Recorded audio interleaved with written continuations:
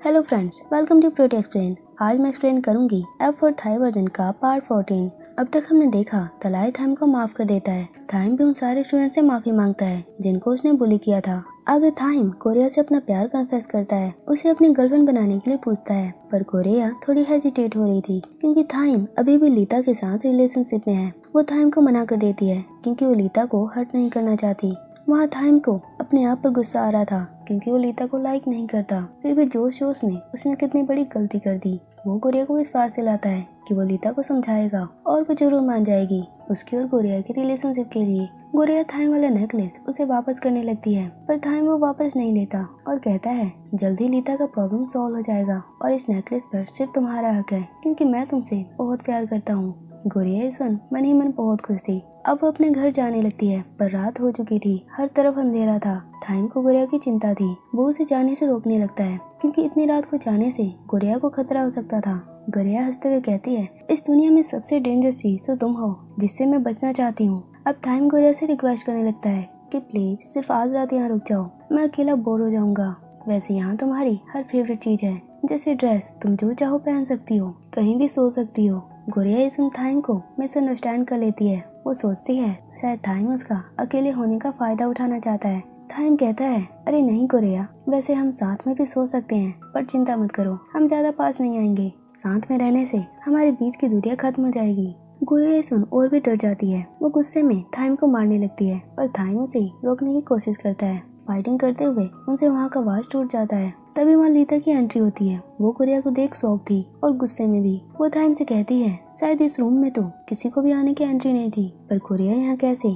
Thyme उसे explain करने की कोशिश करता है, पर लीता उसकी बिल्कुल नहीं सुनती और कोरिया भी बहुत डर चुकी थी। वो कुछ भी नहीं बोल पाती। तभी वहाँ थाइम की आंटी आती है जो उनके घर में सारे हेल्पर की हेड है। थाइम के मॉम के बाद थाइम के घर को वही संभालती है। अब वो लीता से कहती है, गोरिया को मैंने हायर किया है, वो अब थाइम की पर्सनल मेड है। ये सुन लीता को उन पर डाउट हो रहा था, पर वो कुछ भी नहीं कर सकती थी। और गोरिया थाइम मन ही मन खुश थे और सरप्राइज भी। आगे लीता के जाने के बाद उनकी आंट गोरिया को बताती है कि वो वास बहुत ही एक्सपेंसिव था, तुम्हें यहाँ बहुत मेहनत करनी पड़ेगी उसकी भरपाई के लिए। गोरिया उसका रेट सुनकर बहुत हैरान थी। उसकी आंट कहती है, अगर तुम चाहो तो डायरेक्ट कैश भी दे सकती हो। गोरिया कहती है, नहीं नहीं, मैं जॉब करूंगी। आगे उसकी आंट बाकी हेल्पर से उसको इंट्रोड्यूस कराती है और बोलती है, मुझे तुम्हारी कोई भी शिकायत नहीं आनी चाहिए। अब गोरिया उन हेल्पर से बात करती है। वे सब भी गोरिया से मिलकर बहुत खुश थे और हैरान भी, क्योंकि गोरिया बहुत ही खास है जिसने थाइम को बदल दिया। जो पहले सबसे रूडली बात करता था अब सबकी चिंता करता है। आगे गोरिया और वे डिनर के लिए जाते हैं। नेक्स्ट डे हम देखते हैं गोरिया बाकी हेल्पर के साथ मिलकर किचन की सफाई कर रही है, उनकी हेल्प कर रही है। उनकी आंट उनको इंस्ट्रक्शन देती है। गोरिया भी पूरे दिल से वहाँ काम कर रही होती है। थाइम भी उसे वहाँ देखकर बहुत ही खुश था। वो अपनी कैट को फूड देता है। गोरिया उसे टीच करती है और कहती है, तुम्हारी कैट कितनी क्यूट है, पर तुम बिल्कुल अपोजिट हो। उनकी आंट उनको देख थोड़ी सैड थी। वो उनके बीच के प्यार को फील कर पा रही थी। गोरिया वहाँ बहुत खुश थी, साथ में वहाँ के हेल्पर भी। गोरिया के होने से वहाँ हर जगह हैप्पीनेस फैल गई थी। आगे गोरिया थाइम के रूम की क्लीनिंग कर रही थी। तभी थाइम सोर लेके बाहर आता है। दोनों एक दूसरे को देख चिल्लाने लगते हैं। थाइम पूछता है, तुम यहाँ क्या कर रही हो? गोरिया कहती है, मैं क्या करूँगी तुम्हारे रूम में, मैं यहाँ क्लीनिंग कर रही थी। दोनों एक दूसरे को देख ऑकवर्ड फील कर रहे थे। अब थाइम कहता है, गोरिया चिंता मत करो, लीता से मैं जल्दी सॉर्ट आउट कर लूंगा, उसे समझाऊंगा। पर वो मेरा कॉल नहीं उठा रही। दोनों वहाँ एक दूसरे के प्रॉब्लम को शेयर कर रहे थे। तभी वहाँ उनकी आंट आती है जो गोरिया को डांटने लगती है कि तुम काम कर रही हो, ये इधर उधर की बातें, अपने काम पर ध्यान दो। आगे वो कहती है, जल्दी से ब्रेकफास्ट रेडी करो और अपने हाथों से थाइम को खिलाओ। ये सुन गोरिया शॉक थी। वो कहती है, क्या सच में इतना बड़ा इंसान खुद नहीं खा सकता? आंट कहती है, इस घर का यही रूल है, थाइम को हमेशा कोई ना कोई अपने हाथों से खिलाता है और एक हेल्पर होने के नाते तुम्हें ये करना होगा। वो आंट झूठ बोल रही थी। यहाँ थाइम को फीड कराने का कोई भी रूल नहीं था और थाइम भी अपनी आंट की बातों से हाँ मिला रहा था, क्योंकि वो भी जान चुका था कि उसकी आंट उसका साथ दे रही है। दोनों गोरिया का फायदा उठा रहे थे। अब गोरिया थाइम को अपने हाथों से खिलाती है। थाइम बार बार गोरिया को ये कहते हुए टीच करता है कि ये गर्म है, ये ठंडा हो चुका है। गोरिया उसे गुस्से में डांटती है कि ज्यादा हुक्म मत चलाओ। थाइम भी उसे धमकी देता है कि मिस गोरिया, तुम्हें ये करना होगा, आंट का ऑर्डर है। गोरिया ये सब करते हुए बहुत ही शाय फील कर रही थी। वो मन में कहती है, कहीं मुझे ये सब करते हुए कोई देख ना ले, नहीं तो मेरा बहुत मजाक उड़ाएंगे। तभी हम देखते हैं कि रैन वहाँ चुपके से ये सब देख रहा था और तो और उसने गोरिया की वीडियो भी बना ली थी जिसमें वो थाइम को ब्रेकफास्ट खिला रही है। अब वहाँ पूरा F4 आ चुका था। सब कोरिया को टीच करने लगे थे और कोरिया वो फोटो वीडियो डिलीट करना चाहती थी। आगे वो सब लीता के बारे में डिस्कस करते हैं। कोरिया सबके लिए चिंता में थी। वो कहती है पता नहीं सब कैसे होंगे, कैनिंग ठीक होगी भी या नहीं। तभी मैथस कहता है उसकी तुम चिंता मत करो, हमने इस प्रॉब्लम को सॉल्व कर दिया है। अब हम देखते हैं कि केविन फ्लावर शॉप पे है। मैथस रैन ने फिर से उसे वहाँ भेज दिया है ताकि वो कैनिंग का ख्याल रखे। केविन कहता है मुझे तो फंसा दिया उन्होंने। वहाँ कैनिंग कोरिया के लिए चिंता में थी, उसके अंकल फ्लावर के लिए चिंता में थे। तभी केविन को एक आइडिया आता है। वो सबको कहता है डोंट वरी, अभी ये सारे फ्लावर बिक जाएंगे। सब हैरान थे कि केविन क्या करने वाला है। तभी केविन सभी कस्टमर के लिए एक स्कीम निकालता है, वो ये कि जो भी फ्लावर यहाँ से लेगा उसे केविन किस करेगा। ये स्कीम सुनकर सारी गर्ल्स उसकी तरफ भागी आ रही थी। वे सब बहुत ही एक्साइटेड थे और कैनिंग उसके अंकल ये देख हैरान थे।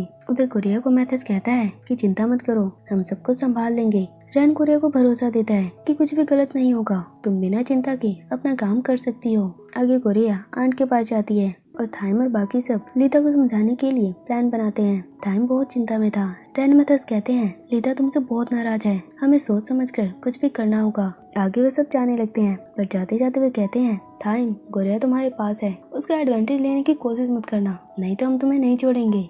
थाइम सुन कहता है तुम कैसे दोस्त हो, मुझ पर बिल्कुल भरोसा नहीं, मैं उसे कभी हर्ट नहीं कर सकता। अब हम देखते हैं कि गोरिया गार्डन की सफाई कर रही है। वहाँ बहुत ही गर्मी थी, फिर भी गोरिया काम कर रही थी और थाइम बस उसे देखे जा रहा था। गोरिया उसे वहाँ से जाने को कहती है पर थाइम बहाने बनाने लगता है कि मैं तो पेड़ पौधे देख रहा हूँ, मुझे भी अपने गार्डन को देखने का पूरा हक है। गोरिया तो जानती थी कि थाइम बस उसे ही देख रहा है। तभी बातों ही बातों में गोरिया का हाथ नाइफ से लग जाता है, उसके हाथों से खून बहने लगता है। थाइम ये देख गोरिया के लिए चिंता में आ जाता है। अब दोनों बस एक दूसरे की आंखों में देख रहे थे पर गोरिया लीता को बहुत इमेजिन कर रही थी। उसे डर लग रहा था कि कहीं थाइम के पास जाने से लीता को वो क्या जवाब देगी, क्योंकि थाइम अभी भी उसका बॉयफ्रेंड है। अब गोरिया थाइम से हाथ छुड़ाकर किचन में आ जाती है। वहाँ वो बहुत ही परेशान दिख रही थी। तभी वहाँ उसकी आंट आती है। वो उसकी पट्टी करते हुए कहती है तुम बहुत सोचती हो, इतना सोचना सेहत के लिए सही नहीं है। कोरिया उन्हें अपनी प्रॉब्लम बताती है जिससे उसकी आंट कहती है कि पता है कोरिया, पहले मैं भी हैरान थी कि एक गर्ल के कारण थाइम कैसे बदल सकता है, पर तुमसे मिलकर मैं अब जान चुकी हूँ कि तुम बहुत ही केयरिंग, समझदार, काइंड हार्टेड गर्ल हो और थोड़ी बुद्धू भी। कोरिया कहती है मतलब क्या है आपका। आंट कहती है वो ये कि फ्लावर पॉट इतना एक्सपेंसिव नहीं था जितना तुम सोच रही थी। यह हम समझते हैं कि थाइम की आंट गोरिया और थाइम को साथ में देखना चाहती है। वो उन दोनों को पास लाने की पूरी कोशिश कर रही है। वो गोरिया को कहती है मैं हमेशा तुम्हारे साथ हूँ, तुम्हें ज्यादा चिंता करने की जरूरत नहीं। गोरिया उनसे बात करके बहुत खुश थी। अब वे दोनों वहाँ बहुत गप्पे मारते हैं यानी बातें करते हैं। उधर हम केविन को देखते हैं जो फ्लावर शॉप पे फ्लावर को सेल कर रहा था, वो भी नए तरीके से। उसके किस वाले स्कीम के कारण शॉप के सारे फ्लावर बिक चुके थे। शॉप ओनर वहाँ बहुत खुश थे। वो खुशी के मारे केविन को भी किस कर लेते हैं, दोनों हंसने लगते हैं। अब केविन थाइम को मैसेज करता है कि उन्हें आगे क्या करना है। अब आगे हम देखते हैं कि फ्लावर शॉप बंद हो चुकी थी। कैनिंग कोरिया से मिलने जा रही थी क्योंकि उसे कोरिया की चिंता हो रही थी। तभी केविन उसे रोकता है और कहता है शायद तुम्हें मुझे कुछ दिखाना था। कैनिंग हेजिटेट होने लगती है। तभी केविन उसके बैग से माला निकालता है जो कैनिंग ने केविन वाली बुक से देखकर बनाई थी और वो पूरी तरह ठीक नहीं था। केविन कहता है मिस कैनिंग डरो मत, आपके सामने इतना हैंडसम टीचर है फिर भी आप पूछते नहीं। कैनिंग कहती है मैं तुम्हें परेशान करना नहीं चाहती। अब केविन कहता है चलो आज मैं तुम्हें ये माला बनाना जरूर सिखाऊंगा। अब वे दोनों फ्लावर शॉप के अंदर थे। केविन उसे टीच करने लगता है और उसे फ्लावर डेकोरेटिव थिंग्स की हिस्ट्री बताता है कि एंशिएंट टाइम से फ्लावर कई चीजों में यूज होता है, सजावट में, घर की चीजों में और तो और पहले प्राइड भी अपना सोलमेट चूज करने के लिए इसका यूज करती थी। फ्लावर्स बहुत ही खास होते हैं। कैनिंग ये सुन बहुत इम्प्रेस थी। केविन कहता है कैनिंग तुम्हें अगर जल्दी सीखना है तो डिस्ट्रैक्शन से तो बचना होगा।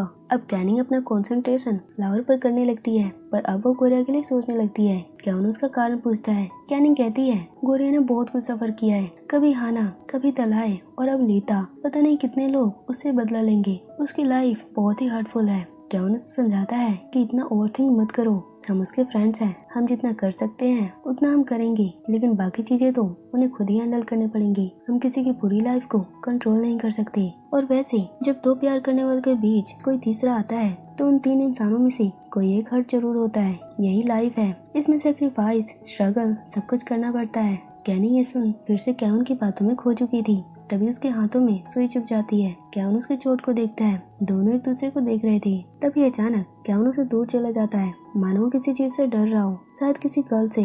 अब वो फर्स्ट एड बॉक्स ढूंढने लगता है, पर कैनिंग अपनी उंगली को मुंह में डाल लेती है। केविन ये देख हंसने लगता है। वो कहता है इंसान दूसरों से कम अपने आप के कारण ज्यादा हर्ट होता है, क्योंकि वो अपनी गलतियों को नजरअंदाज करने लगता है। आगे हम देखते हैं कि लीता को थाइम कई बार कॉल करता है, पर वो कॉल अटेंड नहीं करती। वो बहुत ही गुस्से में थी। उधर थाइम बहुत ही सैड बैठा हुआ था और गुड़िया भी उसके पास थी। थाइम कहता है, गुड़िया, लीता के कारण तुम कितनी परेशान हो, पर चिंता मत करो, मैं जल्दी उससे ब्रेकअप कर लूंगा। गुड़िया सुन कहती है, मैं यहाँ डिनर लगाने आई हूँ, ना कि कुछ बात करने। अब थाइम उसे बताता है कि लीता पता नहीं कहाँ पर है। वो ना तो कॉल उठा रही है, ना ही किसी से मिल रही है। थाइम ने एयर टिकट्स भी करा लिए थे ताकि वो अपनी मॉम से मिलने जाए, उनसे वेडिंग पोस्टपोन की बात करे। अब गुड़िया और थाइम फिर से मस्ती करने लगे थे। वो बहुत सी चीज डिस्कस कर रहे थे। तभी वहाँ लीता आती है, जिसे देख वे दोनों शॉक्ड हो चुके थे और लीता भी बहुत गुस्से में थी। अब आगे क्या होगा नेक्स्ट पार्ट में देखेंगे।